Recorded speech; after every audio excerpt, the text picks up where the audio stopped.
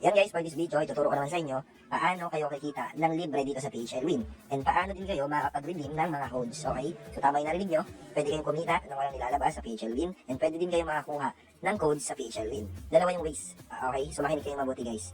Pero disclaimer muna guys ha, itong application na ito is pa 18 years old and above, okay? And walang sure win dito, pwedeng manalo, pwedeng matalo. So proceed na tayo guys, paano kayo makakapag-redeem ng codes?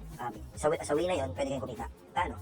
Meron dito guys na home button, meron dyan yung bonus code. So click mo lang yung bonus code, tapos meron kang ilalagay na redemption code. So ang tanong, saan mo kukunin yan?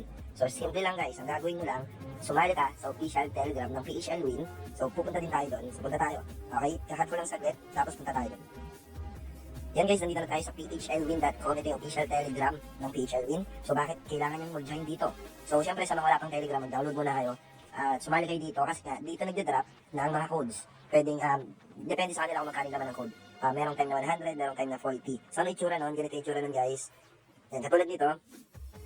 Wait, hanapin natin. Itong isa, bonus code, redemption code. Ayan yun. Okay?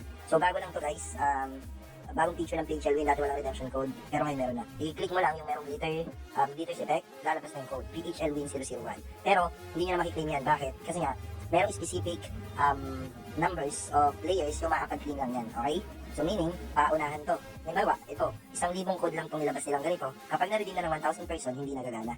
So anong pinaka-best way doon? Pinaka-best way guys is, i-on yung notification ng Telegram nyo. Para once na mag-notif na merong bagong chat, yung PHL Win is mati-check nyo agad. Sa way na yun, kapag una kayo nakapag-claim ng redemption code, meron kayong libreng coin sa PHL Win. Okay? So balik tayo sa PHL Win.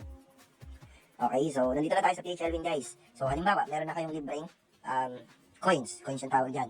Ang gagawin nyo na lang nun, papalaguin nyo up to 500 pesos. Pag naging 500 pesos yun, pwede nyo lang ilabas. Ganun lang kasimple. Okay? So, sa paraan na yun, pwede kayong kumita ng libre. Siguro next video natin, i-discuss yung pangalawang way para kumita ng libre kasi medyo mahaba na to.